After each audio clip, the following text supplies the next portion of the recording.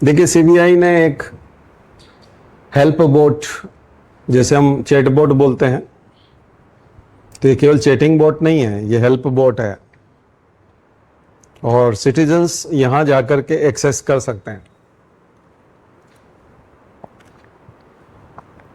एक नए जमाने की साइबर फ्रॉड इकोनॉमी तैयार हो रही है, जो हजारों करोड़ की इकोनॉमी है। उसमें 50,000 करोड़ तक के फ्रॉड एक साल में देखने को मिलते हैं। बहुत सारे ऐसे लोग हैं जिनके बच्चे यहाँ नहीं रहते, जैसे अमेरिका में रहते हैं, वहाँ से भी वो पैसे भेजते हैं, उनके पास पेंशन भी आती है, रिटायरमेंट के समय उनके पास पैसा पड़ा हुआ था वो भी है, तो उनके पास 1.5-2 करोड़ रुपया, 5 करोड़ रुपया बैंक में रखा हुआ है। ऐसे लोगों को ये लोग परेशान करते हैं, बुलिंग करने वाले, और ख़ास करके डिजिटल अरेस्ट वाले। ऐसे कॉल आते हैं, फिर फ़ोन कॉल आते हैं कि आपके जो खाता नंबर है, आपका जो पैन कार्ड है, आपका जो मोबाइल नंबर है, आपका जो आधार नंबर है, ये आपराधिक गतिविधियों से जुड़ा हुआ है और ये मनी लॉन्ड्रिंग से जुड़ा हुआ है, ये इससे जुड़ा है, ये उससे जुड़ा है। इस प्रकार के फर्जी कॉल आते हैं और ये कॉल आते हैं तो पूरे टेम्पर्ड होते हैं, वो पूरा जो है एआई इनेबल्ड होते हैं और वो नकली आवाज़ होती है एक तरह से, और वीपीएन का यूज़ होता है और तमाम प्रकार के इंटरनेट का, जिससे आप लोकेशन भी नहीं पकड़ सकते उनकी। फिर वो उनको धमकाते हैं। तो एक दंपत्ति सुप्रीम कोर्ट पहुंचे, कपल थे बुजुर्ग, कि हमसे 14 दिनों तक डिजिटल अरेस्ट करके, क्योंकि वो उसमें बोल देते अगर तुम ये नोटिस ले लो, मेल खोलो, मेल खोलते हैं, एक नोटिस मिलता है, उस पर सील ठप्पा सब कुछ वही सब होता है ओरिजिनल जैसा। ऐसा लगता है कि बिल्कुल सब सही है, बल्कि ओरिजिनल से भी अच्छा होता है, क्योंकि जब एआई जब बनाता है और जब नकली बनाना है तो फिर वो और अच्छा बनता है, तो और अच्छी क्वालिटी होती है उसकी। उनको धमकाया जाता है कि अगर आपने किसी दूसरे को बताया तो ये हो जाएगा, वो हो जाएगा। तो एक तरह के अरेस्ट हो गए, अब किसी को बता भी नहीं सकते, आप घर में ही हैं, अब आप पैसे का अरेंजमेंट करो। तो 10-15 दिनों में वो पैसे का अरेंजमेंट करते हैं और उनको 1.5 करोड़ रुपया देते हैं। सुप्रीम कोर्ट गए वो लोग, तो सुप्रीम कोर्ट ने स्यू मोटो ऐसी चीज़ों को पकड़ा था। ऐसा, ये जो अभय पोर्टल है, ये कोई सीबीआई ने अपने बलबूते पे अपनी इच्छा से नहीं बनाया। देखा जाए तो ये सुप्रीम कोर्ट के निर्देश पे बना है, उनको बनाना पड़ा। और अब ये जो पोर्टल है, ये नोटिस को वेरीफाई करेगा। आपके पास यदि कोई फर्जी नोटिस आता है सीबीआई का, कि सीबीआई आपको पकड़ने आ रही है, फलाना ये वो, तो ये नोटिस जो है आप अभय के ऊपर अपलोड कर दो, अभय चेक करेगा। ये जो पोर्टल है ये चेक करेगा कि ये नोटिस के ऊपर जो क्यूआर कोड है, सिग्नेचर हैं, या जो भी सील है, या जो लैंग्वेज है, वो सीबीआई की है या नहीं। और जिस दिन वो क्लियर कर देगा, जब वो क्लियर कर देगा तो आप निश्चिंत हो जाएंगे, आप उनके चक्कर में आने की ज़रूरत नहीं है। तो सिटीज़न के लिए बहुत अच्छी सर्विस है, लेकिन यहाँ मैं आश्वस्त नहीं हूँ, क्योंकि सरकार के तंत्र में जो लोग बैठे हैं वो बदमाशों से नॉलेज के मामले में पीछे हैं। वो टू डाल डाल पे पात पात चलता है। वो लोग और स्ट्रॉन्ग तरीके से, मुझे लगता है कि हो सकता है कि ये अभय पोर्टल सीबीआई के ओरिजिनल नोटिस को ही बेकार बता दे, ओरिजिनल नोटिस को ही वो गलत बता दे, क्योंकि सरकारी है पोर्टल, और ख़ास करके वो इतना जल्दी विश्वास नहीं होता इन पे, सिस्टम पे, क्योंकि बाहर के लोग ज़्यादा बदमाश हैं। सरकार में जो काम कर रहे हैं वो कम इंटेलिजेंट लोग हैं, ठीक है ना। बदमाश लोग, आतंकवादी, उग्रवादी, इस तरह के जो सिंडिकेट चलाते हैं, वो लोग ज़्यादा शातिर हैं, ज़्यादा पैसा है उनके पास। सरकार इतना बजट भी नहीं देती, इतने एक्सपर्ट भी नहीं रखती। तो अभी तो इसकी खामियां जब आएंगी तब देखेंगे, वो उसकी खबरें भी आएंगी। लेकिन अभी सरकार ने अभय पोर्टल बना दिया। आपके लिए प्रश्न है कि अभय पोर्टल जो है वो क्या काम करता है। तो सीबीआई का पोर्टल है, एक हेल्प बोट है, और वो मदद करता है नागरिकों को। उसको आप जब कोई डॉक्यूमेंट आप अपलोड करके देंगे तो वो वेरीफाई करके देगा कि ये सही है या नहीं है, तो आपको रेस्पॉन्स देना है या नहीं देना है। चलिए, तो यही powered notice verification system launched by the central bureau of investigation. अच्छा, ये केवल सीबीआई वाले बताएगा। अभी फिर जो दूसरे जो ईडी का नोटिस आता है या इनकम टैक्स का आता है या फर्जी और भी बहुत सारे नोटिस हैं, तो उनको ये नहीं बताएगा, ये तो अपना बताएगा बस सीबीआई का। तो सभी डिपार्टमेंट अपना अपना करना चाहिए। तो ये कॉम्बैट साइबर फ्रॉड, किसको रोकने के लिए? साइबर फ्रॉड को और डिजिटल अरेस्ट स्कैम। सो आज डिजिटल अरेस्ट पे एक शॉर्ट नोट लिखिएगा, what is digital arrest. Digital arrest जैसा कुछ किसी भी कानून की किताब में कुछ भी नहीं है। अभी भी मुझे एक कॉल आया कि हाँ, मेरे पास थाने से फ़ोन आ रहा है कि अपने उस सदस्य को लेकर के आ जाओ। तो मैंने कहा भाई थाने से फ़ोन क्यों आएगा? मैंने कहा फ़ोन आने पर नहीं जाना है। वही डिजिटल अरेस्ट जैसा ही है। फ़ोन पे अगर बात करता है, मेल पे बात करता है, क्योंकि बकायदा कोर्ट का जो सम्मन होता है और वो जो उस तरह से ही आना चाहिए। और मैंने कहा उसको, मैंने कहा अगर किसी ने अपराध किया है तो पुलिस वाले उठा ले जाएंगे, कोई निमंत्रण नहीं देंगे, क्योंकि निमंत्रण देने से तो आप भाग जाओगे कि पुलिस पकड़ने आ रही है।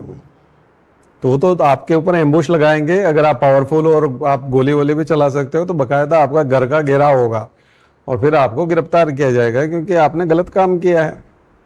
अब कोई निमंत्रित कर रहा है, इनवाइट कर रहा है कि आइए आइए आप आइए थोड़ा यहाँ आकर के ये करिए, तो फिर जाने की ज़रूरत नहीं है, क्योंकि वो परेशान करने की और पैसा खाने की नीयत है। या फिर वो उसको प्रक्रिया में पता नहीं है ना कोर्ट की। जैसे मान लिया जाए कोई काम होना है, कोर्ट से होना है मान लिया जाए, और उसके लिए पुलिस वाला बुला रहा है आपको, जबकि होना कोर्ट में है, कोर्ट के बिना नहीं होगा, और पुलिस वाला आपको बुला रहा है।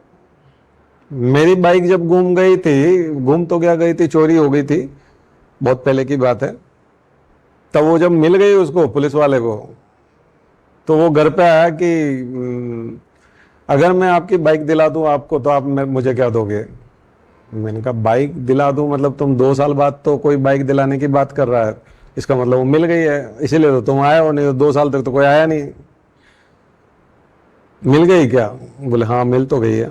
मैंने कहा उसमें तुमको क्या देना, तुमको सरकार तनख्वाह दे रही है, तुमको 2 साल पहले ढूंढना था, उसको 2 साल लेट हो गया, इसका पनिशमेंट मिलना चाहिए। बल्कि अधिकांश चोर तो तुम ही से मिले हुए हैं, तुमको सब पता है कि कौन चुराता है, कैसे चुराता है, चोरी की स्टाइल से। मैं जब थाने में था, पुलिस में जब मेरी ट्रेनिंग थी और जब मैं थाने में मेरी ड्यूटी थी, उन दिनों में मुझे पुलिस वाले बताते थे कि सर ये राजू ने की है, सर ये मोहसिन ने की है, ये सर उसकी है, पप्पू की है, ये शब्बीर की है। मैंने कहा ये तुमको कैसे पता है? बोले नहीं वो ताला ऐसे ही तोड़ता है।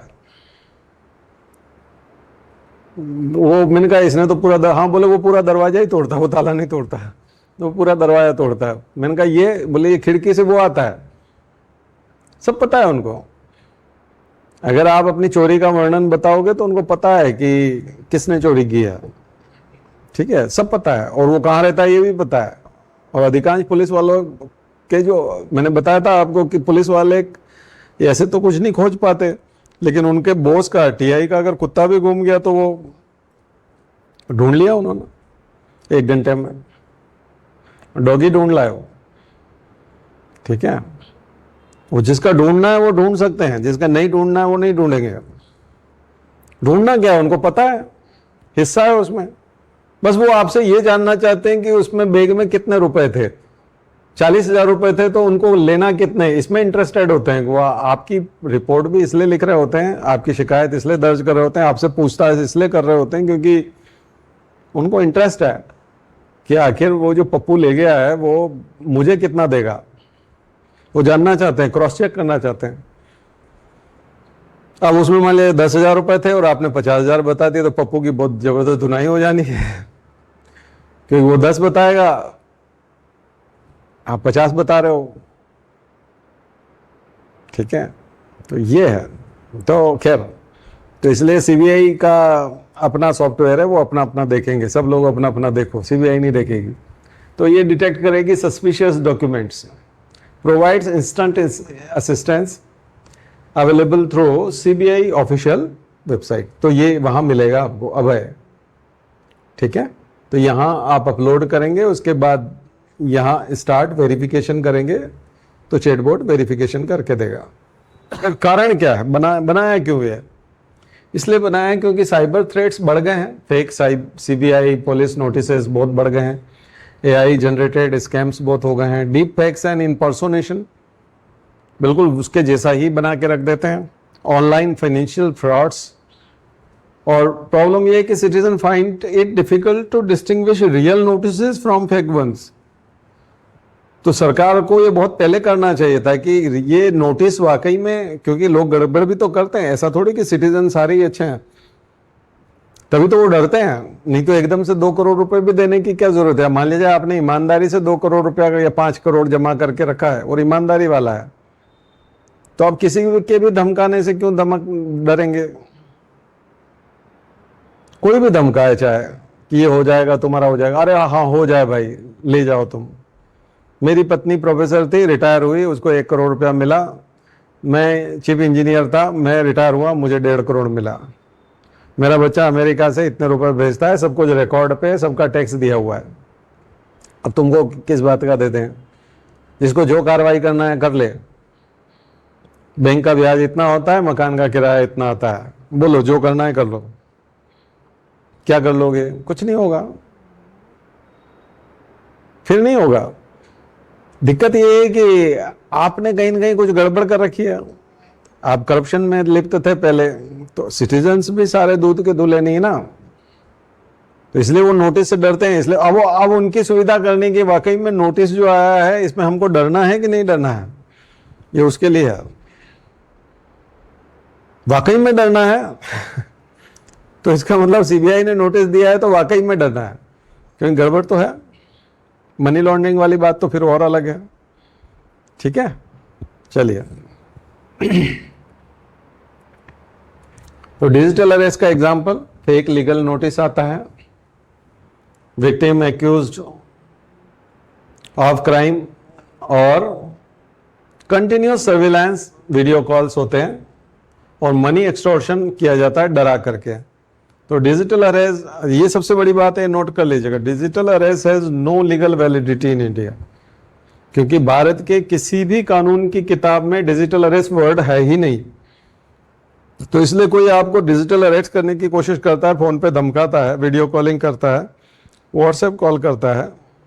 तो अब कई लोग व्हाट्सएप पे, और जब हम लिखते हैं सोशल मीडिया के ऊपर, तो उतना बोलते हैं आप इन सब से क्या लेना देना, ये सब कोई वो नहीं है, लेजिटिमेट थोड़ी है, गवर्नमेंट से थोड़ी है। लेकिन आप देखिए हर आदमी तो इसी पे लगा पड़ा है, व्हाट्सएप कॉल भी आता है, व्हाट्सएप पे मैसेजेस भी आते हैं, सोशल मीडिया से जुड़े हुए हैं लोग।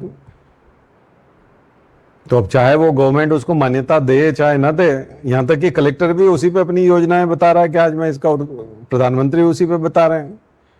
अब टीवी कौन देखता है? न्यूज़पेपर कितने लोग पढ़ते होंगे अभी भी हार्ड पेपर वाला न्यूज़पेपर, कि माँ बाजार से खरीद के या आपके घर पे सुबह फेंक जाता है और अब आप 1 घंटा लेके बैठे हो उसको। बहुत कम लोग देखते हैं, सबके सब सोशल मीडिया। बल्कि ये जो इलेक्ट्रॉनिक मीडिया है और प्रिंट मीडिया है, ये सोशल मीडिया पे जो चल रहा है उसको छापते हैं, क्या सोशल मीडिया पे ये वायरल है, उसको दिखा दिखा के अपना नंबर बढ़ा रहे होते हैं। उल्टा है, उल्टा सिस्टम है। इसलिए इसको समझिएगा, इसको नज़रअंदाज नहीं करना है सोशल मीडिया को। तो जिम्मेदारी, अब सबसे बड़ी बात है, मैं पहले भी बता चुका हूँ कि हम रियल टिक टिक करते हुए टाइम बॉम्ब पे बैठे हुए हैं, बहुत ही खतरनाक टाइम बॉम्ब पे हम लोग बैठे हुए हैं, और वो है सोशल मीडिया। मैं पहले भी कई बार चेता चुका हूँ, सोशल मीडिया इतनी खतरनाक चीज़ है, बहुत ही खतरनाक चीज़ है, एटम बम से भी खतरनाक चीज़ है, क्योंकि ये रियल टाइम पब्लिश करता है और विदाउट एडिटिंग के पब्लिश करता है। आप जो लिखते हो वही पब्लिश हो जाता है, जो भी आप लिखते हो, जो भी आपके मन में है आप लिखो। अखबार के अंदर पब्लिश कराने के लिए पहले एडिटर देखता था कि ये अखबार में आने लायक है कि नहीं, तो सेंसरशिप थी एक प्रकार की। यहाँ सेंसरशिप नहीं है, आप जो चाहोगे वो आप लिख डालोगे और वो वायरल भी हो जाएगा। अगर वो जितना इन्फ्लेमेबल है उतना तेज जलेगा, हम बोलते हैं ना हाईली इन्फ्लेमेबल, जब हम फ्यूल को देखते हैं, ऑयल का टैंकर जा रहा होता है, पेट्रोल डीजल का, तो पीछे लिखा रहता है हाईली इन्फ्लेमेबल, यानी बहुत अधिक ज्वलनशील है ये। सोशल मीडिया के विचार वैसे ही हैं, रियल टाइम पब्लिश होते हैं विदाउट एडिटिंग, और कुछ ही मिनटों में वायरल होकर करोड़ों लोगों तक पहुंच सकता है। अब ये टाइम बॉम्ब मैंने इसलिए बोला, एटम बॉम्ब इसलिए बोला कि अगर किसी ने साजिश की और कोई अफवाह, कोई झूठ अगर पब्लिश कर दिया और वो फैल गया तो पैनिक फैल सकता है। तो किसी देश को तबाह करने के लिए, किसी देश को अस्थिर करने के लिए, वहां अराजकता पैदा करने के लिए आतंकवादी भेजना जरूरी नहीं है, बम फेंकना भी जरूरी नहीं है। केवल सोशल मीडिया पे ऐसी अफवाहें फैला दो जो उस देश को अस्थिर कर दे, सबका दिमाग खराब कर दे और मरने मारने पे उतारू हो जाएं। तो आपको बेंगलोर, मुंबई रेलवे स्टेशन पे जो भीड़ दिखाई दी थी, जो सब नॉर्थ ईस्ट भाग रहे थे कि नॉर्थ ईस्ट के लोगों को मार डाला जाएगा, अगर वो कर्नाटक में रह गए, अगर वो हैदराबाद में रह गए, अगर वो मुंबई में रह गए, अब वो पाकिस्तान से संचालित था। इसलिए हमेशा राष्ट्रीय एकता और अखंडता वाले समर्थन में रहना चाहिए, हमेशा जोड़ने वाली बात करनी चाहिए, नफरत करने वाली बात नहीं करनी चाहिए, क्योंकि ये सब सोशल मीडिया पे बहुत खतरनाक तरीके से फैलती है, बहुत तेज गति से। आप अच्छी बात करोगे तेज गति से नहीं फैलेगी, खराब बात होगी जो निगेटिव है वो एकदम से फैलेगी। तो ये जिम्मेदारी उठानी चाहिए भारत के नागरिकों को कि हम सोशल मीडिया पर सकारात्मक जानकारियां फैलाएंगे। अगर हम लिख करके, बोल करके, वीडियो बना करके हम सकारात्मक कुछ डाल सकते हैं तो हमें डालना चाहिए, नहीं डाल सकते तो जिसने डाली है उसको लाइक कीजिए और उसको शेयर कीजिए, क्योंकि सकारात्मकता बहुत अच्छाई जो है वो बहुत धीमी गति से फैलती है, बुराई एकदम से फैलती है। ठीक है ना, असुरों में देखते थे ना हम, हाइड्रा देखते थे, रक्त बीज देखते थे, तो रक्त बीज में उसमें जितनी बूंदें होती थी वो उतना राक्षस तैयार हो जाता था, हाइड्रा में भी जितने टुकड़े करो उतना हो जाता था। तो सब दुष्टों को, विलेन को, खलनायकों को, सबको बहुत पावरफुल बताया गया है। तो जो बहुत तेज गति से फैलता है तो उसका प्रतिकार तभी हो सकता है जब आप सकारात्मकता रखते हैं। हमारे यहाँ एक नारा था, गुरुजी हमारे लिखते हैं गायत्री परिवार में कि अनाचार बढ़ता है कब, सदाचार चुप रहता है जब। अनाचार बढ़ता है कब, सदाचार चुप रहता है जब। ये आपके फोर्थ पेपर के लिए भी बहुत अच्छा कोटेशन है, तो इसको इस्तेमाल कीजिएगा। तो सोशल मीडिया के लिए सरकारें भी अब आ रही हैं लेकिन बहुत लेट हो गई हैं। तो significance, citizen protection prevents cyber fraud and extortion. Cyber security देंगे, strengthens response to AI enabled crimes, digital governance यानी कि use of AI in public service delivery.